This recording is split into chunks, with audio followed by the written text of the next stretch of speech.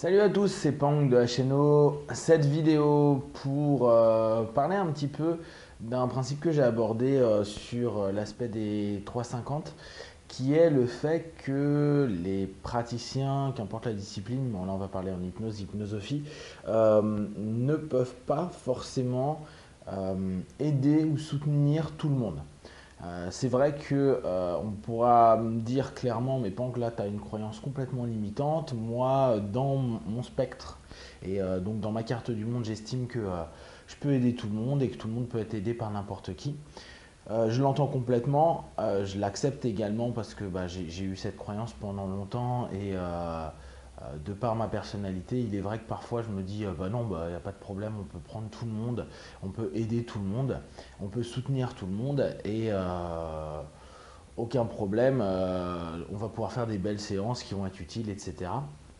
Seulement, je pense que là-dessus, mais ça reste très personnel, c'est pour ça que je vous le partage, je trouve que c'est très, très lié à l'ego, donc là, en l'occurrence à mon ego à ce moment-là, de me dire oui, bon, aucun problème, je peux gérer tout le monde et n'importe qui, n'importe quel type de pathologie, n'importe quel type de problématique, n'importe quel type de personnalité, à n'importe quel moment de ma vie ou n'importe où. Bon, alors, le n'importe où, on va le mettre un peu de côté parce qu'on va estimer que notre cadre pour nous praticiens, c'est le cabinet et pas l'hypnose urbaine, pas l'hypnose de rue. Dans la rue, on ne fait pas de thérapie, on n'a pas à en faire.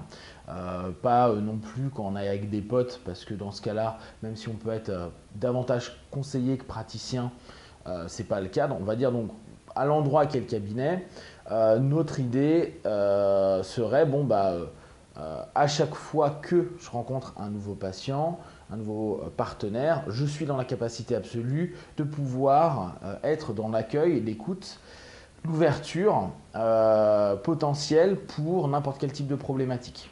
Peut-être parce que je l'ai déjà géré avant, peut-être parce que je m'en suis même spécialisé. Donc, on me dit, techniquement parlant, ça peut le faire.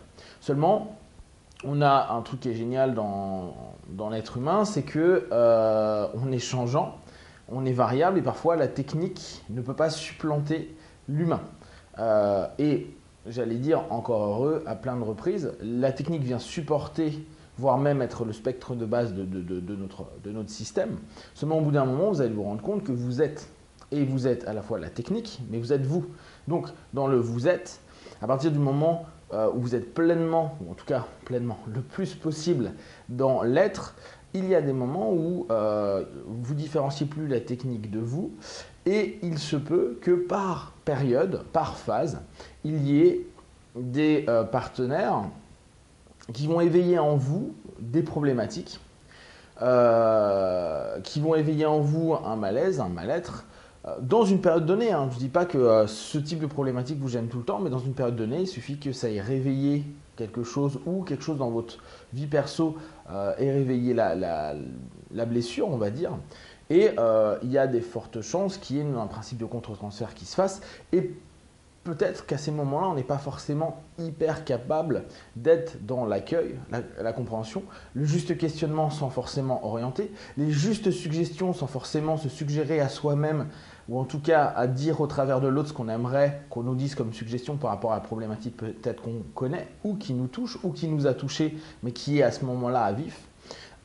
Et donc à ces moments-là, on est dans un espèce de monde où il peut être très compliqué de prendre certains types de partenaires.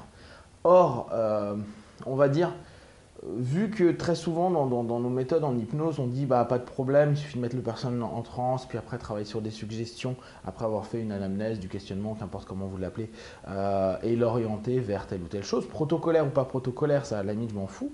On va se dire bon c'est bon, de toute façon je m'implique pas plus que ça, j'ai une distance, je suis dans le juste accueil, etc. Seulement, si on va chercher un petit peu plus loin, donc des suggestions qui vont être adaptées à la problématique et à la personne. Il se peut que le fait que dans notre carte du monde, il y ait une résonance par rapport à sa problématique, donc là on parle bien de contre-transfert, il y a une résonance par rapport à sa problématique. Moi, petit praticien, je vais créer des suggestions dans l'optique de me dire ah bah oui mais je connais, moi j'ai vécu ça, ou je sais ce qu'il ressent, ou j'ai compris, je suis même plus empathique, je suis complètement en train de vivre cet élément-là. On le verra dans un autre des 350, hein, c'est le placement juste, mais parfois on a du mal à l'avoir. Et donc les suggestions qu'on a proposées, alors pourtant à ce moment-là, lui, ça dépend de votre type de pratique en hypnose, hein, mais pour certaines personnes, ils ne font pas parler leur partenaire, ils jouent avec des signalings, ou ils le laissent tranquillement en train de vivre sa transe pendant que lui, pendant que le praticien est en train de faire sa séance, on va dire, au travers de métaphores, au travers d'une histoire, qu'importe votre méthode, ou de suggestions directes. Hein. Mais il se peut, même si on réutilise les mots de notre partenaire, on les a entendus avec notre filtre, lié avec notre blessure, et il se peut que en réalité on soit dans l'orientation soit d'un sauvetage, en gros je veux te sauver absolument et moi j'ai la clé parce que j'ai vécu la même chose que toi, et vu que j'ai vécu la même chose que toi, je sais ce qu'il te faut, sauf qu'il est différent de nous.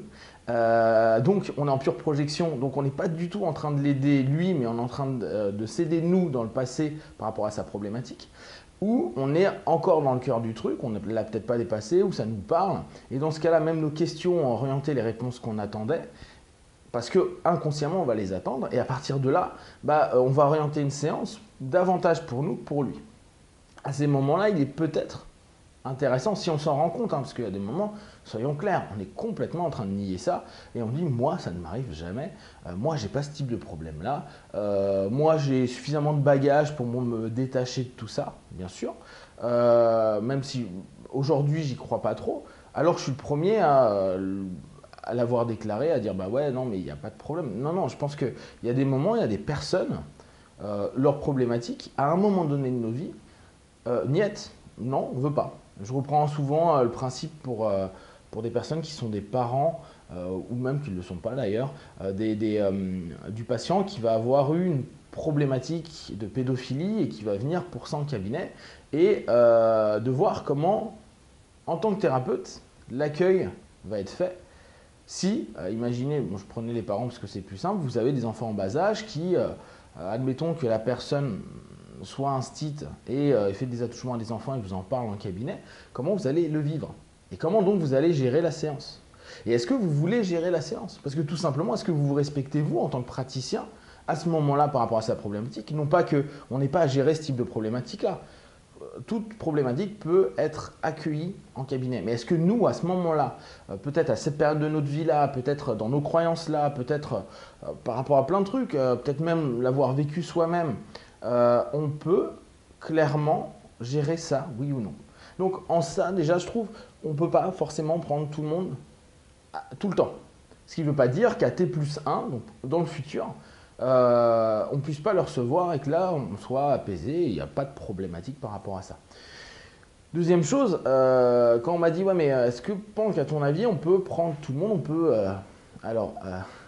peut guérir tout le monde. De mon point de vue, nous, on guérit personne. Ça reste perso, mais pour moi, en hypnose, on ne guérit personne. C'est les partenaires qui vont trouver un chemin au travers d'un soutien qu'on leur propose pour aller mieux. Mais de mon point de vue, si vous partez dans l'idée que vous êtes un guérisseur, vous prenez une responsabilité qui n'est pas la vôtre. Donc, pour ceux qui ont regardé la vidéo des 50-50 au niveau du deal de départ, ça veut dire que vous n'êtes plus dans le 50-50, genre moi je fais mon boulot, tu fais le tien. C'est bon, moi je vais faire tout le boulot et t'inquiète pas, tu iras mieux après. De mon point de vue, c'est une erreur. Donc, dans cette idée-là, c'est se dire, ok, est-ce que je guéris tout le monde? Non, je guéris personne. Je soutiens des gens qui vont dans une démarche personnelle pour aller vers un mieux-être. Et ensemble, on va travailler. Bon, moi, je vais proposer des clés. Lui, il va le mettre dans la serrure, ouvrir la porte, pousser la porte, traverser ou pas traverser. Et il y a des personnes, tout simplement, qu'on ne peut pas aider. Là, gardez toute cette vidéo en vous disant que tout ce que je dis, et d'ailleurs cette vidéo ou les autres, ça reste mon point de vue, hein, qu'on ne peut pas aider simplement parce qu'ils ne sont pas prêts. Parce que nous, on pourrait se dire, bah ouais, c'est bon, il suffit d'aller travailler ça, on va travailler une de ses croyances, lui trouver une ressource, on va gérer sa problématique et puis on va lui patcher ça pour lui permettre de recréer telle confiance qui lui permettra de faire ça en escalier. Possiblement, ça peut le faire, mais ça se trouve, la personne, elle ne veut pas. Elle ne veut pas, ou, et là je reprends la notion de temps-espace, c'est pas le moment. Et que peut-être elle a encore des choses à apprendre. L'une des notions où là je m'interroge, où souvent on se dit ouais, bah, il y a un bénéfice secondaire, donc tu gardes ta problématique. Si on arrive à trouver ce bénéfice secondaire et trouver comment l'atténuer ou le diminuer avec une compensation ou autre, hein, pas de problème, tu vas pouvoir te sentir mieux. Mais ça se trouve, nous-mêmes, notre subconscient est en train de dire non, mais pour l'instant, ce schéma qui est certes en train de te prouver qu'il est dissonant, il est peut-être encore suffisamment adapté et homéostasique par rapport à toi, donc équilibré par rapport à ta vie, pour que ce ne soit pas le problème aujourd'hui à gérer, même si c'est ce qui va te sembler être le plus chiant. Donc on va travailler des séances et des séances, là je parle plus pour l'auto-hypnose, sur une problématique où on va dire ah j'arrive pas à les décoincer, mais peut-être que tout simplement pour l'instant, il n'y a pas à la décoincer. Peut-être qu'on n'est pas prêt aujourd'hui à la transformation et au changement qui va être mis en place parce que bah, ça peut être troublant, ça peut être pas le bon moment, pas bienvenu, que si changement il se fait, c'est comme quand j'expliquais, si tu forces trop le subconscient à un moment donné à dire oui mais moi je veux un changement, je veux sentir quelque chose, je veux sentir quelque chose, je veux sentir quelque chose, le moment où tu vas sentir quelque chose, tu vas te prendre très probablement une grosse baffe dans la tronche parce que ton subconscient il dit bah tu veux savoir, bah tu vas savoir. Sauf que si je te l'ai pas dit, c'est que c'était pour te protéger toi petit conscient, donc en gros pour me protéger moi-même et que je suis allé me flageller pour aller chercher et remuer un truc qui à ce moment-là n'était pas le bon moment. D'ailleurs ça me fait rebondir sur l'idée de ouais mais Pank, pourquoi tu veux toujours aller chercher l'origine des choses? Parce que parfois on va remuer des choses pas cool et on n'a peut-être pas envie de le faire. Je suis complètement d'accord. Le truc, c'est qu'on n'a peut-être pas envie de le faire maintenant et que peut-être il y aura intérêt à le faire plus tard. Peut-être tout simplement maintenant on n'est pas prêt à le remuer. Mais peut-être que plus tard, le savoir, le pourquoi, le comment, le pourquoi qui pourtant pour moi était quelque chose qui n'était pas forcément utile au début de ma pratique. Je trouve qu'aujourd'hui, pour beaucoup de personnes, il est une nécessité tant qu'on continue à travailler avec du comment aller mieux. Donc, souvent, on se dit, bon, bah, je vais d'autant plus avec des personnes qu'on aime, des personnes qui sont proches, des potes. Alors après, avec nos patients, que vous le vouliez ou non, il y aura des patients, même si on ne doit pas, parce qu'on doit avoir une posture, etc., il y aura des patients qu'on préfère à d'autres. Parce que leur carte du monde peut nous toucher, nous rappeler des choses, créer des ancrages. Bon, bref, on fait du contre-transfert à nouveau. Il y a des personnes, peut-être qu'on se dit, ouais, je veux vraiment qu'elle aille mieux. On se pose dans une posture où inconsciemment on a envie peut-être de sauver ou d'aider beaucoup plus qu'on devrait aider parce qu'on peut l'aider que dans l'angle et que dans l'ouverture qu'il nous propose, pas plus. Alors on peut tendre à ouvrir davantage, mais peut-être que ce n'est pas le moment. Et peut-être que si on l'ouvre davantage, ça risque de tendre davantage les choses. Ou peut-être simplement notre méthode, notre manière d'être, notre manière de faire, l'énergie qu'on dégage à ces moments-là pour cette personne-là n'est pas du tout adaptée et ça ne va pas fonctionner. Et quand on veut le faire avec des personnes qui sont proches, on se dit bon mais moi je veux l'aider, j'ai appris ça, je peux l'aider. Je l'ai fait à des dizaines de patients, à des personnes ou pour les jeunes apprenants, quoi, les jeunes praticiens, ceux qui commencent, hein, pas jeunes en termes d'âge, de se dire bah, je l'ai fait plein de fois pendant le séminaire, donc je sais le faire, c'est vraiment un truc que je maîtrise, je vais pouvoir t'aider grâce à ça. Ouais, mais peut-être tout simplement, la personne n'a pas envie d'être aidée. Peut-être elle n'a pas envie d'être aidée par vous. Peut-être qu'elle va vous le demander, mais quand vous allez creuser, en réalité, les gens n'ont pas envie d'arrêter, pas envie de changer. Peut-être que tout simplement, il y a l'illusion de croire qu'on veut un changement, mais on n'est pas prêt.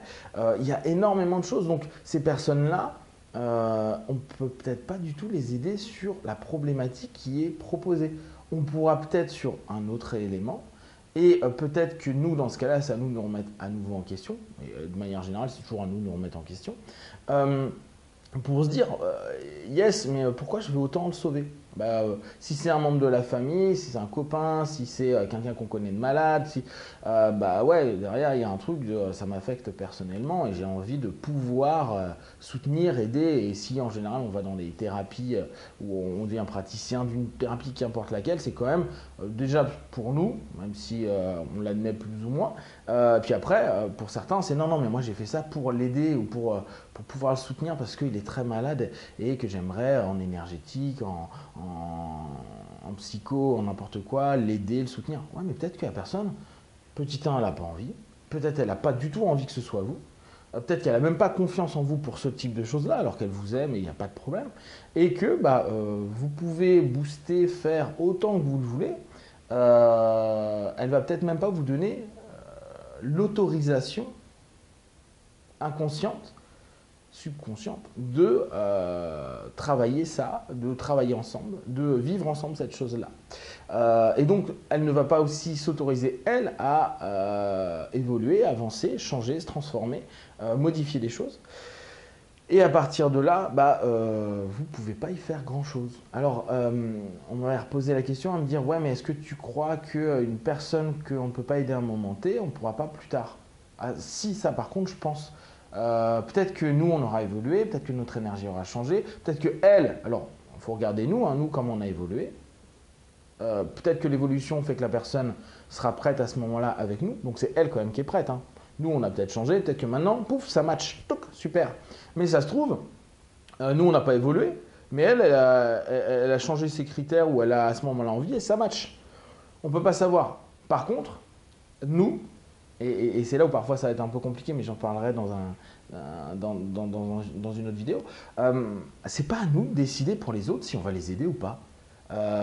Si on doit être là, si on doit. En fait, cette espèce d'obligation parce qu'on connaît une technique, un système, parce que même parfois on s'est formé pour ça, de se dire ouais mais attends je vais t'aider. Mais il y a des personnes, tant qu'elles ne vous le demandent pas, vous n'avez pas à les aider.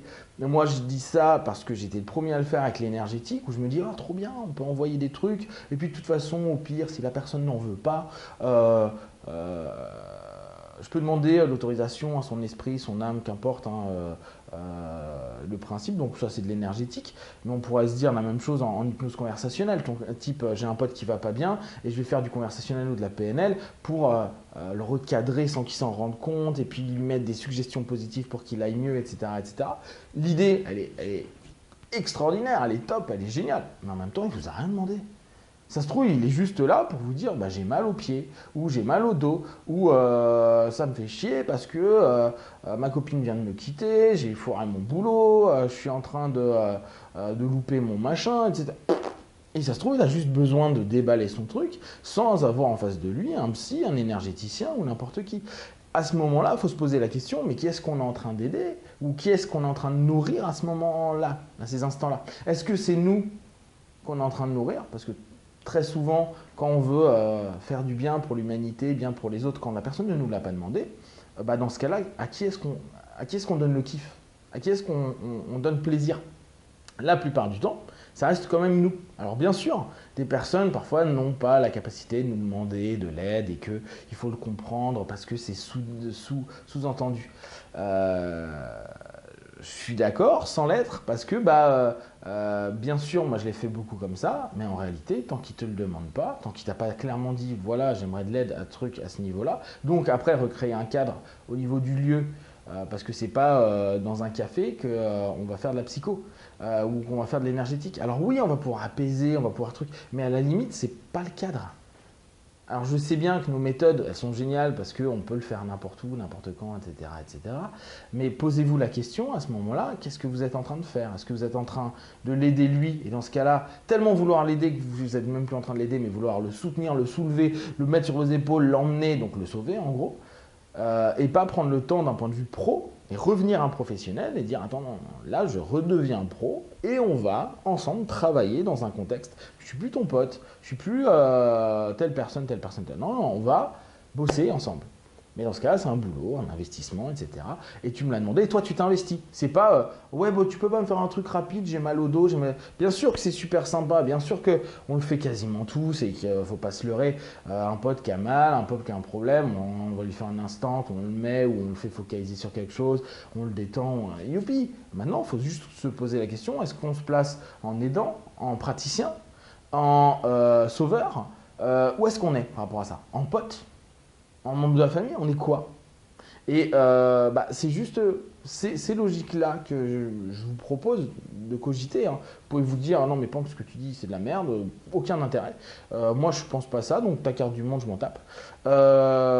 Et dites-vous que c'est important, quoi. Vous pouvez vous en taper complètement. Je vous donne simplement des réflexions, et ma réflexion en l'occurrence, par rapport à est-ce qu'on peut aider tout le monde. Bah, aujourd'hui, peut-être que dans un an je dirai autre chose, hein, mais aujourd'hui, j'ai la croyance que selon le laps de temps, quoi, on va dire sur le timeline, non, on ne peut pas aider tout le monde, on ne peut pas toujours aider tout le monde.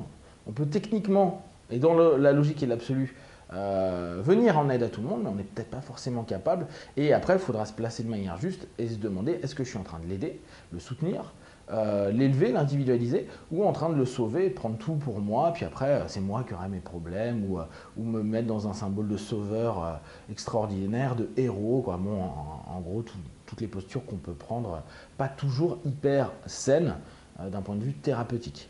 Mais on pourra revenir dessus si vous en avez envie dans des vidéos, bien sûr. Vous m'envoyez un petit mail, vous mettez un commentaire. Vous pouvez me dire ce que vous en pensez donc en commentaire. Si vous trouvez ça intéressant, si vous trouvez qu'il y a des éléments qui peuvent être utiles pour des personnes que vous connaissez ou que vous voulez partager, partagez. L'important, c'est toujours tester, vérifier, posez-vous les questions. Vous pouvez être complètement pas d'accord et c'est parfait. Vous pouvez être d'accord et c'est parfait. À la limite, ça n'a pas d'importance. Ce qui est important, c'est vous et vous seul et vous dire ok, est-ce que ça me parle, est-ce que ça me parle pas. Ça vous fait pas vibrer, ça vous parle pas. Zappez. Ça vous fait vibrer, ça vous parle un peu. Ok, voyez qu'est-ce que ça vous touche, en quoi ça vous touche, pardon, et qu'est-ce que ça va bouger en vous et les questions que vous pouvez vous poser. N'oubliez pas, de mon point de vue, nous en tant que praticiens, on doit se poser constamment des questions, on doit toujours se remettre en question. Et il y a des moments, je vous assure, c'est pas marrant du tout. Et c'est pas à ces moments-là le truc le plus kiffant. Mais c'est pas grave. Et vous allez vous prendre des baffes dans la tronche, vous allez par moments vous dire waouh, je suis un peu dur avec moi. Sans vous flageller, n'oubliez pas, on ne se flagelle pas, mais il y a des moments où il faut juste simplement se dire ok, qu'est-ce que je suis, comment je me place, qu'est-ce que je mets en avant et où je ne le mets pas en avant, et basta. Et comme ça, ça nous permettra d'évoluer toujours dans le respect de soi-même et donc indirectement le respect de nos partenaires. Voilà, je vous remercie, puis passez un bon week-end. Biwan, ciao ciao.